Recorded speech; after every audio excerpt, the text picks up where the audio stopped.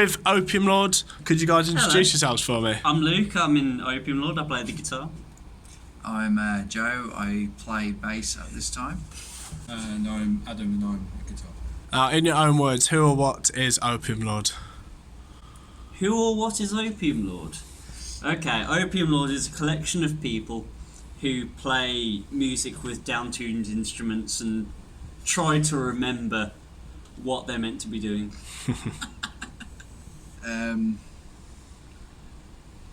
Yeah, I think Opium Lord is just that band that I just ended up joining, and they're good friends of mine, and it's very nice. I can't explain anything else really. You're a good friend of ours, Joe. But yeah, that's basically how. No, like I think Opium Lord is just a very interesting.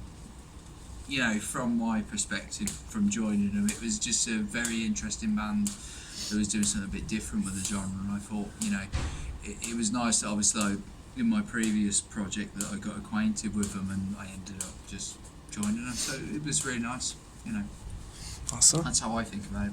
What band do you listen to at the moment? I've had sort of mixed sort of reception. I listened to the new Refused lately, and I really enjoyed it. I thought it was shite.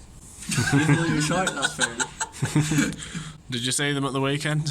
I did not. I was playing. I'd have liked to. I like Thrice. I think because they were playing with them, weren't they? And I'd have liked to have seen if they played any of the issue. That would have been nice. Wow. I don't know. In terms of heavy music, whatever. I listen to a band called Vore that's really good from the States. Very interesting. It's a bit of a name, isn't it? Yeah, it's like just how really, horrible can we make the name? Just really horrible, nasty hardcore punk that's almost bordering on just like extremeness. I think in terms of heavy music, that's the band that I'm just like. Is it pure power violence? Yeah, it's almost bordering on it, but it's just more hardcore punk. But I love it. But in terms of heavy music, I love that band, and I think they released one of the best hardcore albums last year, but it's naming off one off the top of my head. I will interject on the way we were listening to Nick Cave in the car, and we had a lovely time listening to the best of Nick Cave and the Bad Seeds. That's it. I think, we have to make a stipulation here because our drummer thinks Nick Cave is the worst musician. And he does, but so this isn't representative. but we actually, it's funny because when me and Bowers were driving up from Bristol, we were listening to. I introduced. Well, you knew Jackson C. Frank, so we just put that on. He's a blues great, game. Yeah, really great folk Americana musician that just writes really heartfelt music. But it can vary from that really half the time. Mm-hmm. It's one extreme to the other. I think in this band. So yeah. Well, we've got a new album out at the moment. We do. What can you tell us about the new album? Okay, it took too long to come out. We recorded it about 2 years ago, and it took a long time to write. It was, but I'm quite happy with the tone of it. Tonally, it's fucking massive. I'm very, very happy. I used Wayne Adams, who produced us, Bear Bite Sauce Studios. He gave us his amps to use, and now I have to find a way to afford an AC30 and a Marshall. Was it 900? Yeah, Marshall 900. 800. He had an 800. Yeah. And how do you feel that it's different musically from Eye of Earth? Well, it has a very different lineup. We've had about 5,000 lineup changes. I've left and come back, and we had Becky left and come back, and then Simon came in the band and he was playing guitar. Beckley did play guitar first. He's now playing guitar again. But he was playing bass at the time, and it's all been very confusing. But we're all confused. I feel that. What's the question again?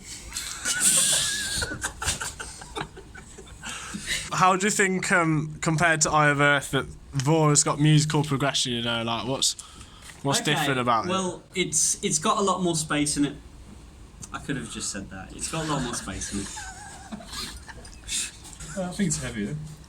Yeah, it's heavier. There's, I think, like, it's a little bit more punishing than the last one. It's better produced than the last one, I think. Oh yeah, That's fair to say. yeah. I'd agree with you on that. From outside like point of view, yeah, it's definitely like way more crisper. I think, like, you know, it's enjoying the band after and hearing it before joining the band. I think it's definitely a representation, I guess, of the band. I think, because I mean, when I first heard the first record, I thought it was personally really good. Yeah.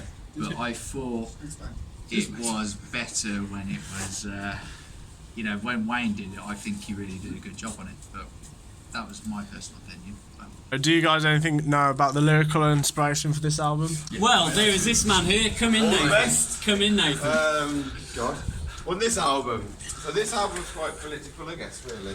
I shan't talk about politics, so I don't want people to make an actual decision of what I said, but let's just say about the circumstances that were happening at the time. I wrote a lot about those circumstances.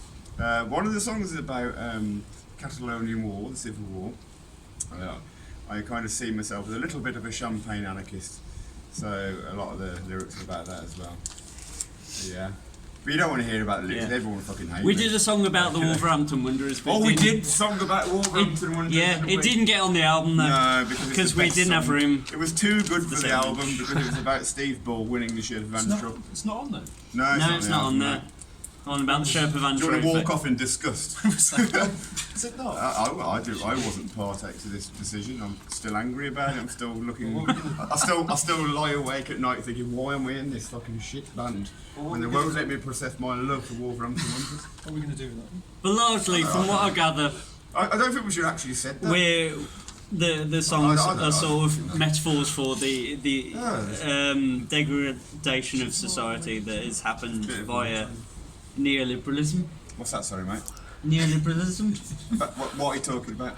About the lyrics, they're about that, right? No, they're not about neoliberalism at all, really. Are they not?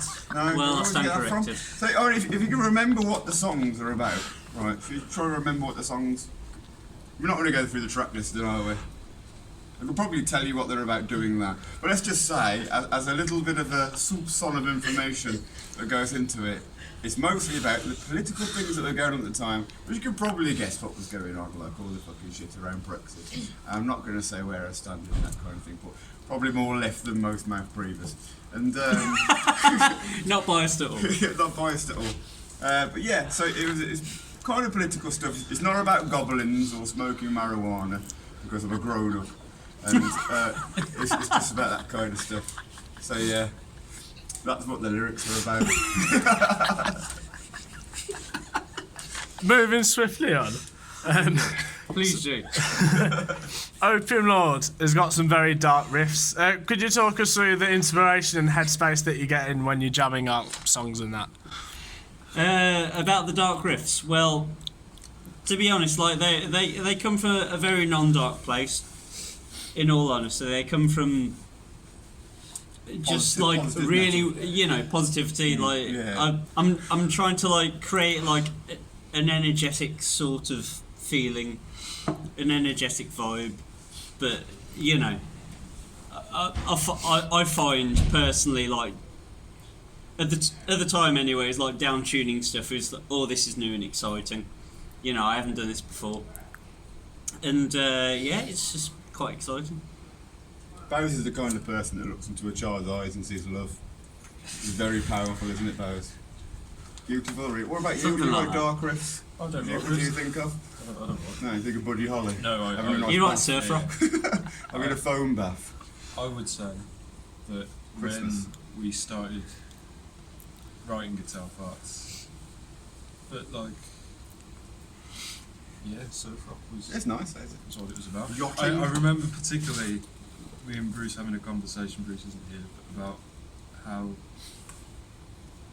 we wanted to do something just which was really surf rocky, so I just dropped my earplug on the floor.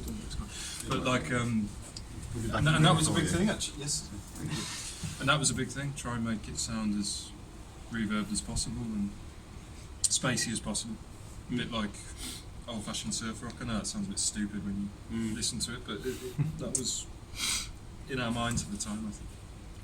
Makes That sense was today. 2013 or Yeah. something. Yeah. What are your plans for 2020 for Opium Lord? I have no fucking idea, mate. Breaking up, I think.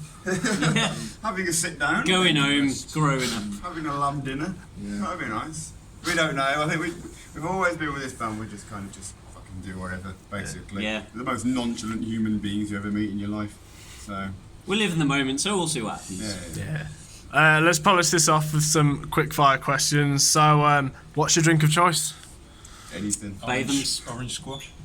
Orange? And then Fuck off. quite special. Yeah. Hot. I guess black Hot coffee. squash, I yeah. love Hot black orange coffee. squash. Oh, black coffee's lovely. Yeah. I do like a coffee, but I do like, as you say, a pint of Bathums is, or a delicious craft Drinking black beer. coffee and staring at the wall. Yeah, good It's a reference there, two-pronged mate. question, really. It's two-proning, isn't it? Because it could be like, what's your favourite hot drink, which would definitely be hot chocolate with a little soupçon of coffee. It's nice. Have you had a mocha chocolate? Little latte? soupçon of coffee. Mocha chocolate, It's yes, absolutely mate. delicious. In I love liquid that. form is not. Well, I just think you need to get over yourself, really. Sometimes, who do you think you are? Pretentious. Buddy not Holly and pretentious. fucking high-pitched guitars. Grow up. Next question. Apart from your hometowns, what is the best city to play in? City to play in. Fucking hell. Yeah. Opium Lord are on tour at the moment. I don't want to favoritise any city. There have been like a lot of really good cities. A lot of really good cities. I don't want to be favouritists, you know. We played in a lot of really good places. It wouldn't be English. It wouldn't be an English town, would it? I quite like Antwerp. It's always quite Antwerp's fun. very Yeah, good. I We like played in Antwerp many times. I think we played in Antwerp more than Birmingham, which is nice. Yeah. It's got lovely chocolate. I thought Bern was good. Bern was good. Unfortunately, for the people of Bern, Bern is the capital of Switzerland. For all those people out there who want to learn something, and it's very expensive. It's a high tax on alcohol, and it's about like £12 a pint if you're lucky. If you're cheap, it's £8.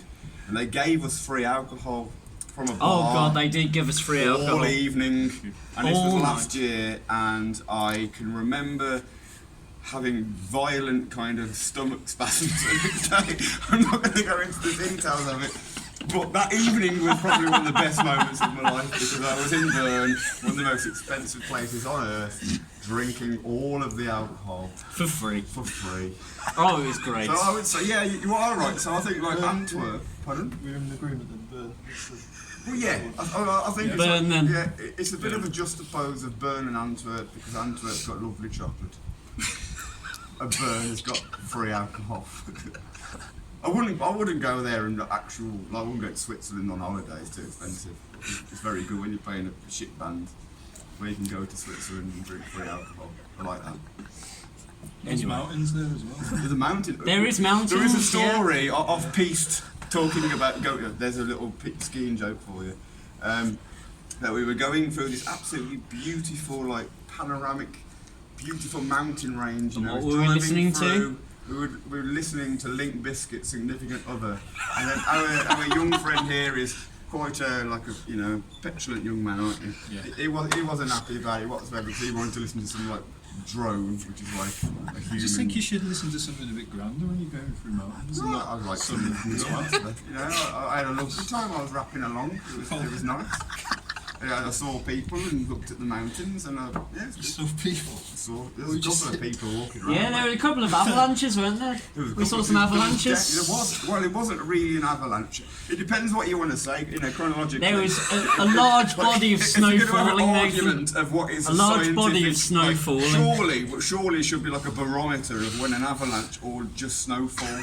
But it was if you're saying, snow falling Hang on, down no, a no, mountain shut up, in it's on grand camera. fucking. If that was an avalanche, so you're saying there was an avalanche. There was an avalanche. Okay, there was an avalanche. Sorry, next question. There was, and it was beautiful. Yeah, sure. Sorry, carry on there. Curry or Chinese? Curry. Chinese. Yeah, curry. Chinese. 50-50. Do you want us to fight to settle it? Once and for all. We'll do that at the end of the interview. Yeah, I'm not off. Cool. So, Mike Shite was on Vore. So for your next album, you all get to bring back one dead musician to guest on that one. Who's it going to be? Gary Glitter. Is he dead? Oh, he's not dead, is he? It can happen. It can actually happen. He's in prison, but I don't think he's He's dead. in prison. It happens, isn't it? I'm not endorsing. John Lee Hooker.